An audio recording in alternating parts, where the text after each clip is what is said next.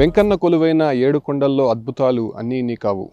ఇక్కడ తీర్థాలు, సెలయేర్లు, జలపాతాలే కావు. ఇక్కడ నివసించేటువంటి పక్షులు కూడా అందరినీ కనువిందు చేస్తుంటాయి. ముఖ్యంగా వివిధ ప్రాంతాల్లో ఉన్నటువంటి పక్షు జాతులంతా కూడా శేషాచల కొండల్లోకి వలస వస్తుంటాయి. ఈ క్రమంలోనే ఈ యొక్క పక్షులని చిత్రీకరించేటువంటి ప్రయత్నం ఇక్కడ ఉండేటువంటి పక్షి శాస్త్రవేత్త కార్తిక్ అనేటువంటి ఒక వ్యక్తి దాదాపు 2009 సంవత్సరం నుంచి కూడా ఇక్కడ ఎన్నో అద్భుతమైనటువంటి చిత్రాలను చిత్రీకరించి భావితరాలకు అందించాలనేటువంటి ఒక ఆశయంతో ముందుకు వెళ్తున్నారు. ప్రస్తుతం మనము శేషాచల అటవీ ప్రాంతంలోనే మనం ప్రస్తుతం ఉన్నాం. ఇక్కడ ఉన్నటువంటి చూడొచ్చు వివిధ పక్షి జాతులకు సంబంధించినటువంటి చిత్రాలను చిత్రీకరించేటువంటి ప్రయత్నం కార్తిక్ అనేటువంటి బర్డ్మ్యాన్గా ఇతన్ని పిలుస్తుంటారు. ముఖ్యంగా ఎన్నో చిత్రాలను ఇప్పటికే ఆయన చిత్రీకరించి ముఖ్యంగా ఫారెస్ట్ డిపార్ట్మెంట్కి కావచ్చు, లేదంటే ఇతర సొసైటీలకి సంబంధించి కావచ్చు, ఆయన ఎంతో కృషి చేసినటువంటి పరిస్థితి చాలా స్పష్టంగా కనిపిస్తుంది. ముఖ్యంగా శేషాచలంకి వలస వచ్చేటువంటి అరుదైనటువంటి జాతి పక్షులను తన కెమెరాల్లో బంధించడమే ఒక లక్ష్యంగా పెట్టుకున్నాడు వైల్డ్ లైఫ్ ఫోటోగ్రాఫర్ కార్తిక్ అనేటువంటి విషయాన్ని మాత్రం మనం చెప్పక తప్పదు.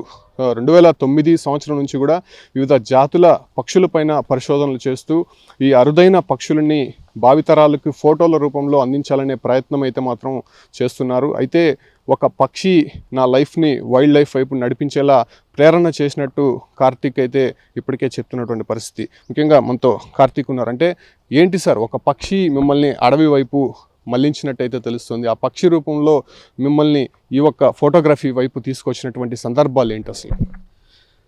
నమస్తే అండి, నా పేరు కార్తిక్. రెడ్ విస్కట్ బుల్బుల్ ఇది యాక్చువల్గా పర్లేదా? రెడ్ విస్కట్ బుల్బుల్ ఈ బర్డ్ యాక్చువల్గా నాకు ఫస్ట్లో ఆ పేరు తెలియదు. మా ఇంటి దగ్గరకు వచ్చి అది ఒక పండును పట్టుకునేది నేను చూశాను అనమాట. నేను నా గ్రాడ్యుయేషన్ అయిపోయి కొంత ఖాళీగా తిరిగే సందర్భాల్లో మా ఇంటి దగ్గర కొత్తగా అది నాకు కొత్తగా కనిపించింది. ఎందుకంటే దాని యొక్క కలర్స్ కానివ్వండి అట్లా కొత్తగా కనిపించినప్పుడు ఏమైందంటే దాని పేరు తెలియనప్పుడు నేను గూగుల్లోకి వెళ్ళి దాన్ని సెర్చ్ చేయడం జరిగింది. అంటే bird with red colour, bird with yellow colour ఇలా కొంత సెర్చ్ చేయడం జరిగి ఆ బర్డ్ పేరు తెలుసుకున్నాను. అంతవరకు నాకు ఆ పేరు అనేది ఐడియా లేకపోవచ్చు.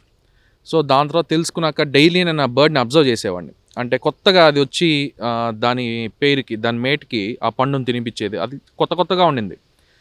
ఫస్ట్ అది నన్ను ఇన్స్పైర్ చేసింది. ఒక బర్డ్ని ఎలా అబ్జర్వ్ చేయరు అనే పాయింట్ పైన నన్ను చాలా ఇన్స్పైర్ చేసింది. సో దాని తర్వాత నేను ఏం చేశాను, ఫస్ట్ బర్డ్ వాచింగ్లోన అంటే నాకు మా ఫాదర్ ఒక బైనాక్యులర్స్ కొనిచ్చినప్పుడు నేను దాంతో బర్డ్స్ని అబ్జర్వ్ చేయడం జరిగింది. ఆ బిహేవియర్ యాక్టివిటీస్ నాకు కొద్దిగా వింతగా అనిపించింది కాబట్టి నేనేం చేశానంటే దీనిపైన ఏమైనా బిహేవియర్ తెలుసుకోవచ్చు అని కొన్ని కోర్సుల పైన నేను చదవడం జరిగింది. కోర్స్ కూడా చేశాను, ఆర్నిథాలజీ కోర్స్. దాని తర్వాత ఫస్ట్ బాగా బర్డ్స్ని అబ్జర్వ్ చేసి పొద్దున్న లేయగానే ఒక బర్డ్ ఏం చేస్తుంది, ఎక్కడికి వెళ్తుంది అని ఇట్లా నేను కొంత స్టడీ చేయడం జరిగింది. దాని తర్వాత ఏమైందంటే రోజు అబ్జర్వ్ చేసే బర్డే కొన్ని రోజుల తర్వాత కనపట్లేదు. అప్పుడు నాకు ఒక థాట్ వచ్చింది, మన ఫ్యూచర్ జనరేషన్కి, ఫ్యూచర్ టీనేజర్స్ కానీ యూత్కి కానీ నేను తీసే ఫొటోస్ అందరికీ చూపించాలనుకున్నాను. అండ్ మోర్ ఓవర్ ఈ బర్డ్స్ మన శేషాచలంలో ఉన్నాయి అనేది నాకు చూపించాలనుకున్నాను.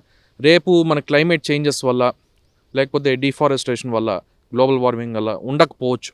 సో నా ముఖ్య ఉద్దేశం ఏంటి అంటే ఈ బర్డ్స్ని భావితరాలకి చూపించాలనుకొని నేను క్యాప్చర్ చేయడం జరిగింది. దాదాపు మన ఫారెస్ట్లో 215 రకాల పక్షి జాతులు ఉంటే నేను దగ్గర ఒక 185 రకాల పైన మంచి పిక్చర్స్తో తీయడం జరిగింది. అది మన డిపార్ట్మెంట్ వాళ్ళు కూడా కొన్ని బ్రోచర్స్కి వాడుతున్నారు అండ్ హోర్డింగ్స్ కూడా వాడేది జరిగింది. దాదాపు 215 పక్షి జాతుల్లో 51 పక్షి జాతులు వలస వచ్చేటువంటి ప్రయత్నం చేస్తాయి. ఇక్కడ కొన్ని మాసాల్లో చాలా కూడా అరుదుగా కనిపిస్తుంటాయని కూడా చెప్తున్నారు. కాకపోతే హిమాలయాలు, దక్షిణాది, ఉత్తరాది రాష్ట్రాల నుంచి కూడా కొన్ని పక్షి జాతులు శేషాచల అటవీ ప్రాంతంలో వచ్చి ఇక్కడ సంచరిస్తున్నటువంటి పరిస్థితులు అయితే మీరు గమనించారు. అంటే ఎప్పుడు వస్తాయి, వాటి లక్షణాలు ఎలా ఉంటాయి, ఇక్కడ ఎలా సంచరిస్తుంటాయి? మనకి వలస వచ్చే పక్షులు మెయిన్గా ఏంటంటే నవంబర్ నుంచి ఫిబ్రవరి మధ్యలో వస్తుంది. హిమాలయాలు మనం తీసుకుంటే అక్కడ వేడి స్టార్ట్ అయినప్పుడు అక్కడ కొంత ఫుడ్ దొరకని సందర్భంలో త్రూఅవుట్ ఇండియా వైడ్ మైగ్రేట్ అవుతాయి అనమాట, అంటే వలస వస్తాయి. ఈ పక్షులు మెయిన్గా ఏంటంటే ఎప్పుడైతే మైగ్రేట్ అవుతాయో ఫెబ్ ఎండింగ్ కానీ మార్చ్ ఫస్ట్ వీక్లో మళ్ళీ రిటర్న్ మైగ్రేషన్ అవుతాయి. ఇక్కడికి వచ్చి కొంత అది దానికి తగినట్టు వలస ఉండి ఇక్కడ బాగుంటే మళ్ళీ రిటర్న్ మైగ్రేషన్ అంటే రిటర్న్ వలస వెళ్లకుండా ఇక్కడ కూడా కొన్ని ఉన్నాయి మళ్ళీ నెస్టింగ్ కూడా స్టార్ట్ చేసాయి. మెయిన్గా మనం బాగా అబ్జర్వ్ చేయాల్సింది సమ్మర్ విజిటర్స్ వింటర్ విజిటర్స్ రెండు బోత్ విజిటర్స్ ఉంటాయి. అంటే సమ్మర్లో వచ్చే వలస పక్షులు ఉంటాయి, వింటర్లో వచ్చే వలస పక్షులు ఉంటాయి, రెండు సీజన్స్లో వచ్చేవి ఉంటాయి.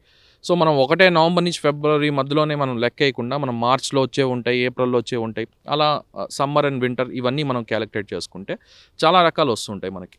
అరుదైన పక్షులుగా గుర్తించేటువంటి పక్షులుగా ఏమని చెప్పొచ్చు శేషాచల అటవీ ప్రాంతంలో ముఖ్యంగా? అంటే కొన్ని సీజన్స్ ఉంటాయి, మాన్సూన్ కావచ్చు, వింటర్ కావచ్చు, అంటే ఇటువంటి సీజన్స్లో ఈ యొక్క పక్షి జాతులు ఎక్కువగా ఇక్కడ వచ్చేటువంటి సందర్శకులకి కనువిందు చేస్తుంటాయండి.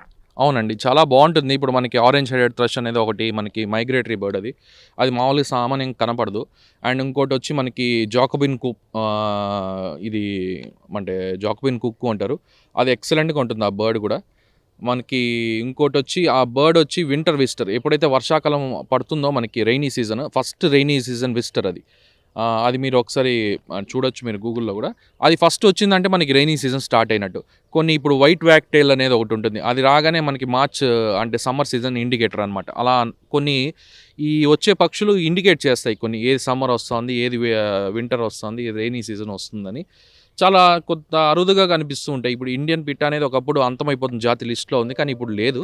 బట్ ఒకప్పుడు అది చాలా గగనం దొరకడం, ఇప్పుడు బాగుంది. ఎందుకంటే ఇక్కడ ఒక ప్రదేశం బాగా నచ్చింది కాబట్టి ఇక్కడ మళ్ళీ నెస్టింగ్ పెట్టేది స్టార్ట్ చేసింది.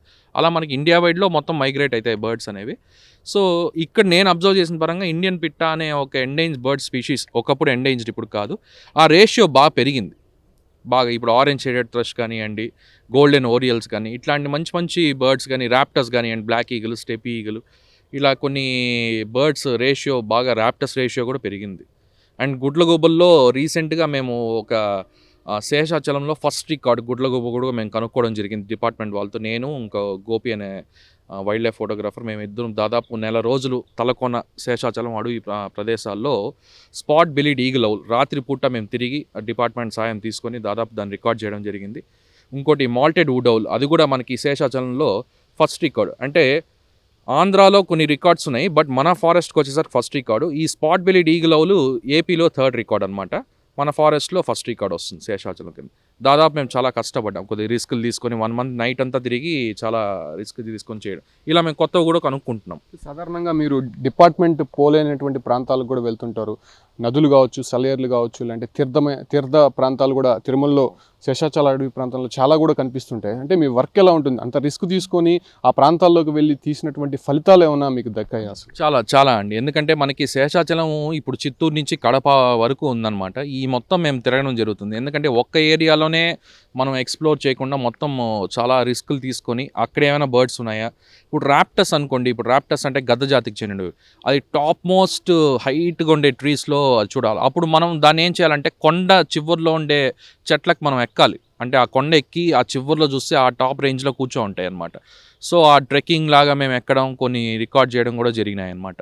సో రిస్క్ అనేది ఉంటుంది, కానీ దానికి ఖచ్చితంగా ఫలితం కూడా అలానే ఉంటుంది. డిపార్ట్మెంట్ కూడా మాకు బాగా సహకరిస్తుంది ఈ విషయంలో. మీరు చాలా రిస్క్ చేసి వెళ్తుంటారు కదా, దానికి తగినట్టుగానే మీ దగ్గర ఎక్విప్మెంట్ అనేది ఖచ్చితంగా ఉండాల్సి ఉంటుంది. అంటే ఈ కెమెరాకి సంబంధించి రెజల్యూషన్ ఎంత ఉంటుంది, ఎంత దూరం నుంచి పక్షుల్ని మనం ఫోటోగ్రఫీ చేసేటువంటి అవకాశం ఉంది? ఇది యాక్చువల్గా నేను టామ్రాన్ 150-600 అండి లెన్స్. నేను కొన్నప్పుడు ఇండియాలో ఒకప్పుడు ఇది 1,60,000 అలా ఉండింది. ఇది 70 యాక్చువల్లీ కెనాన్ 70. ఇప్పుడు నేను కొత్తది ఆర్డర్ చేశాను, మిర్రర్లెస్కి షిఫ్ట్ అయ్యాను. ఇది ఏంటంటే అంటే మనకి మంచి మ్యాగ్నిఫికేషన్ ఇస్తుంది. కొద్దిగా దాదాపు ఒక 500 మీటర్స్ 600 మీటర్స్ మనం బాగా చూసే ఛాన్సెస్ ఉంటాయి బర్డ్ని. కనీసం మనం బర్డ్ని చూడకపోయినా ఏ బర్డ్ అని ఐడెంటిఫై చేసుకునే అంత కెపాసిటీ ఈ లెన్స్కి, ఈ కెమెరాకి ఉంటుంది. కొద్దిగా మంచి ఎక్విప్మెంట్ ఉంటే బాగుంటుంది. ఇప్పుడు మేము ఎందుకు అంత బడ్జెట్ దానిపైన ఇన్వెస్ట్ చేస్తామంటే, ఏదైనా పక్షి ఎగురుతుంది, ఆ ఫ్లై షాట్ కావాలంటే మన కెమెరా తగినట్టు ఉండాలి, లెన్స్ కూడా అలానే తగినట్టు ఉండాలి. సాధారణంగా శేషాచల అటవీ ప్రాంతంలో సమ్మర్లో చూసుకుంటే కొన్ని అగ్ని ప్రమాదాలు జరుగుతుంటాయి. పైగా ఇప్పుడు అటవీ సంతరించిపోతా ఉందనేసి కూడా చాలామంది కూడా ఇబ్బంది పడుతున్నారు, బాధపడుతున్నారు కూడా. ఎందుకంటే ప్రకృతి ప్రేమికులు కావచ్చు, ఇలాంటి పక్షులకు సంబంధించినటువంటి ప్రేమికులు కావచ్చు, వీళ్ళంతా కూడా ఆవేదన వ్యక్తం చేసినటువంటి పరిస్థితుల్లో ఎటువంటి ఫలితాలు ఉంటాయండి? ఇది ఒక అగ్ని ప్రమాదాలు జరిగినప్పుడు కావచ్చు, ఇలాంటి ఏదైతే ఫారెస్ట్ డిపార్ట్మెంటు కొన్ని చెట్లను కూడా నరికేసేటువంటి ప్రయత్నం ఇటీవల జరుగుతోంది కదా, అలాంటి టైంలో ఈ పక్షులు ఎటువైపు వెళ్తుంటాయి? ఆ అగ్ని ప్రమాదాలు జరిగినప్పుడు ఆ పర్యవసానాలు ఎలా ఉంటాయి సార్? కొన్ని అగ్ని ప్రమాదాలు అంటే యాక్చువల్గా డిపార్ట్మెంట్ వాళ్ళు చేసేది ఏంటంటే కొంత ఫైర్ ఇది అనేది చేస్తారు, వాళ్ళు సెక్యూరిటీ మెజర్స్ తీసుకుంటారు, ఇటు సైడ్ అటు సైడ్ రోడ్స్కి సైడ్స్లో తీసుకొని ఫైర్ రాకుండా చాలా వరకు ప్రయత్నాలు చేస్తారు. బట్ కొంతమంది ఏదైనా ఫైర్ వేసినప్పుడు కానీ లేదా కార్ చిచ్చు అంటారు కదా, ఇట్లా రాపిడికి జరిగినప్పుడు కొన్ని సందర్భాల్లో కొంత వరకు చనిపోయే ఛాన్సెస్ చాలా ఉన్నాయి. అంటే కొన్ని ప్రాబబుల్గా జువినైల్స్ అంటాం. జువినైల్స్ అంటే అప్పుడప్పుడే పుట్టేసి కొంత ఎగరలేకపోయిన పక్షుల వరకు చనిపోయే ఛాన్సెస్ ఎక్కువ ఉన్నాయి. కొన్ని వేరేగా వెళ్ళిపోతాయి, ఎక్కడైతే సేఫెస్ట్ ప్లేస్ ఉందో అక్కడికి ఎగిరి వెళ్ళిపోయే ఛాన్సెస్ ఉంటాయి. ఈ జువినైల్స్కి అప్పుడప్పుడే వింగ్స్ వస్తాయి కాబట్టి దానికి ఎగరడం రాదు కాబట్టి ఆ సందర్భాల్లో మనం ఏం చేయలేము. అంటే డైలీ యాక్టివిటీస్, మన మనుషుల్లో చేసేటువంటి డైలీ యాక్టివిటీస్ వల్ల కొన్ని పక్షి జాతులు కూడా అంతరించిపోతున్నటువంటి పరిస్థితి. ఎందుకంటే ఇటువంటి సందర్శనమైనటువంటి ప్రాంతాల్లో వాళ్ళు ఫుడ్ ఇవ్వడం వల్ల అది ఆ సమయానికి దాన్ని తినడం, కొంత డైజెస్ట్ కావడం, దానివల్ల చనిపోవడం కూడా జరుగుతుంది. మరోవైపు ఈ టవర్స్ కానీ, ఈ హై టెన్షన్స్ వైర్స్కి సంబంధించి కూడా ఈ పక్షులకి ఎటువంటి ఎఫెక్ట్ తగిలేటువంటి అవకాశం? ఇక్కడ ఎఫెక్ట్ అంటే నేను చాలామంది సందర్శకులకి ఇప్పుడు తలకోన, మామండూరు చాలామంది నేను ఇట్లా తిరుగుతుంటాం కాబట్టి వీళ్ళు ఫీడింగ్ చేస్తారండి పక్షులకనే కాదు అనిమల్స్ కూడా. ఇక్కడ ఏంటి అంటే మనం ఇప్పుడు పక్షి పరంగా మాట్లాడుతున్నాం కాబట్టి పక్షులకి ఫీడింగ్ చేయకూడదు. అంటే ఏది కానీ ఇప్పుడు నేను చాలా వరకు చూస్తే కొంతమంది బిస్కెట్స్ పెడుతున్నారు, కురుకురే పెడుతున్నారు, ఇవన్నీ చూశాను. నేను చాలామంది చెప్తాను ఏంటంటే దాని డైలీ హ్యాబిట్ మనం మార్చేస్తాం. అంటే పొద్దున్న లేయగానే ఒక పక్షి లేయగానే వాటర్ కోసం, ఫుడ్ కోసం వెళ్తాయి. ఆ వెళ్ళినప్పుడు ఏమవుతాయంటే దొరకని సందర్భంలో దాని మజిల్ అది ఎగిరేటప్పుడు డైజెస్ట్ చేసుకుంటుంది ఎనర్జీ కోసం. మళ్ళీ ఏదైనా దొరికినప్పుడు ఫుడ్ తిని మళ్ళీ రీగెయిన్ చేసుకుంటుంది. ఈ యొక్క హ్యాబిట్ మనం మార్చేస్తున్నాం. మనం డైరెక్ట్గా వాటర్ అక్కడే పెడుతున్నాం, డైరెక్ట్గా ఫుడ్ అక్కడే పెట్టేసరికి దాని డైలీ రొటీన్ జాబ్ మర్చిపోతుంది, ఎగరడం, వెళ్ళి ఫుడ్ కోసం సర్చ్ చేయడం. ఇప్పుడు నేనేమంటానంటే నేను అందరికీ చెప్పేది ఈరోజు మీరు వస్తారు, పెడతారు, రేపు మీరు రాకపోతే ఏంటి పరిస్థితి? అట్లా నేను కరోనా టైంలో వీళ్ళు ఫుడ్ పెట్టి చూశాను. వీళ్ళు కరోనా టైంలో రాని పరిస్థితిలో కొన్ని వేల పక్షులు చనిపోయాడు నేను చూశాను. నేనే కొన్ని పూడ్చిపెట్టాను చెప్పాలంటే.